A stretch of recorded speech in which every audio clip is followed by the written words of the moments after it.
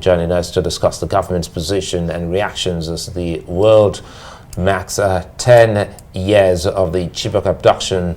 Is Ngozi Nwosu-Juba. She's a project director at Vision Spring Initiatives, an organization with a mandate to promote and protect the rights of women and girls in Nigeria. Good to see you, and thanks for your time. You've been following this, and it's a decade now and counting, and you can see the conversation the president has spoken, and many other Nigerians are also talking about what exactly this is about. First, let us in on what the organization has been able to get so far concerning the Chibok girls yet to be rescued, and even Leah Sharibu. Okay, thank you very much, and hello viewers. We haven't been working just as an organization. We've been working collaboratively. We're working with Nigerian Women Radio, pushing the envelope and saying that this must stop. We also work with the Manifesto and other women's groups.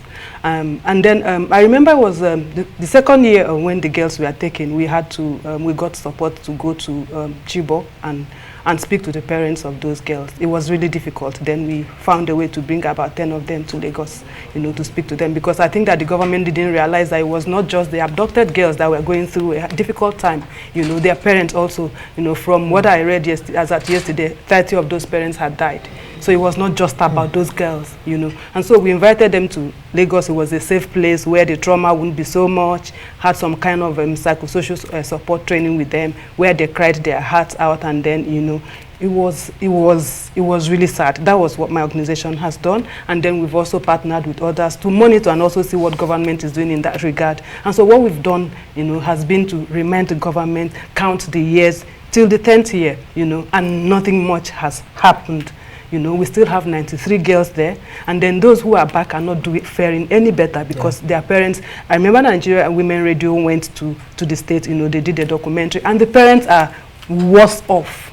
So there hasn't been anything, that we can say has happened that can make anybody be happy 10 years after. So those who were 13 are now 23, they are now adults. And then I read something where someone was saying, oh, some of them have decided to marry their captors. These people were innocent children. These were their first contact with human beings, either in form of boyfriend or whatever you call it. And then these are the people, if I were them, I would feel that my country has failed me. And these people have stayed with me. We've made babies together. Who do I owe allegiance at this point? So that's where we are at this point. So I think that, the government has done well. We've not done well at all as a nation. And speaking of government not doing well, quoting you there, what do you think is responsible for that? A lot has been said about the politicization of these Chibok abductions. Do you think the politics or the politicization of it is getting in the way? What do you think is a major setback? Why 10 years after we're still talking about 90-something girls still in captivity? So it's politicizing it, and also lack of political will on the part of government. If they want to claim they are not politicizing it, then there is no political will. Because I remember that 2 weeks ago, some other girls were taken, and all those other girls, we do not know through the magic that they were all found, returned. The next day they made uniform for all of them. It was this government that found those other girls. So what's so difficult? We have BVN, we have NIN. When I was listening to documentary, maybe a Nigerian Women Radio, I heard a woman who said that she spoke to her daughter a year ago through a telephone, and that has been the last communication. So if she could speak to her child, why is it that the government cannot? If a woman in Borno can speak to her child who is in captivity, how come Nigerian government can't reach that child with all the BVN and NIN noise? How come? And so it's a case of lack of political will. And also, we remember with Goodluck Jonathan, he was also even in denial to say this was political. Nobody was taken and things like that. And then when he left, President Buhari found some girls, and up till now. Why is it so difficult? I heard Edwin Clark. I think he was speaking out of frustration.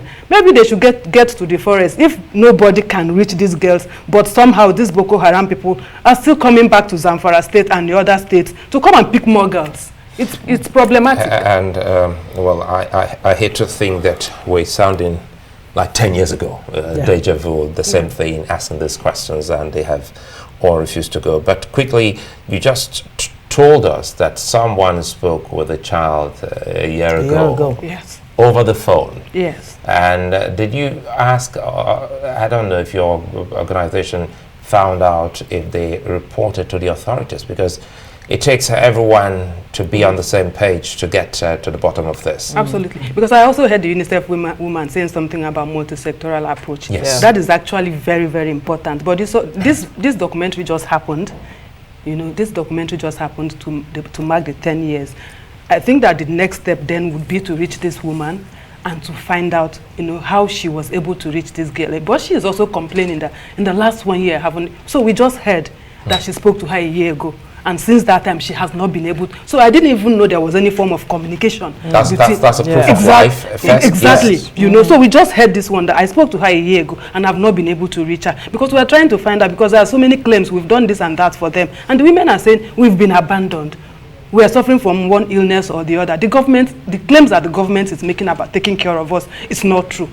And if this government actually really wants to do something, we should have opened today with a kind of broadcast, you know, telling Nigerians, you know, this is 10 years, this is what we have done, this is what we plan to do, this is who we plan to engage. 5 years ago, we raised these questions and they said to us, oh, we are working, it's a military intelligence, we don't want everybody to know what's happening, but there must be people that you can trust. What do you make of the president's op-ed in Newsweek magazine, where he reiterated that there will be no ransom payment for any of these abductors?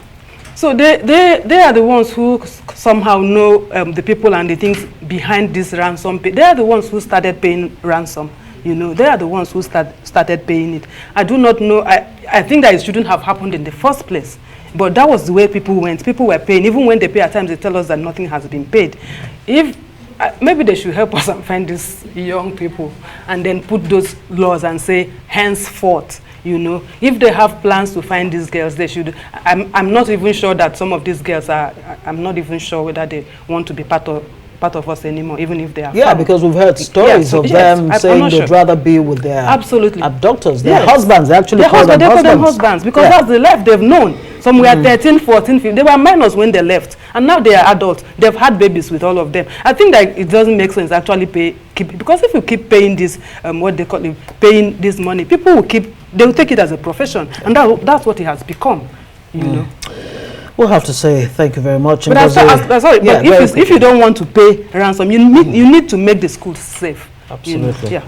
And of course, government says it has committed some 15 billion naira to ensuring the safety of the schools. Whether that is going far enough is another matter. Nwosu-Juba, Project Director, Vision Spring Initiatives. Thank you for joining us. Thank you very on much. Newsnight. Thank you.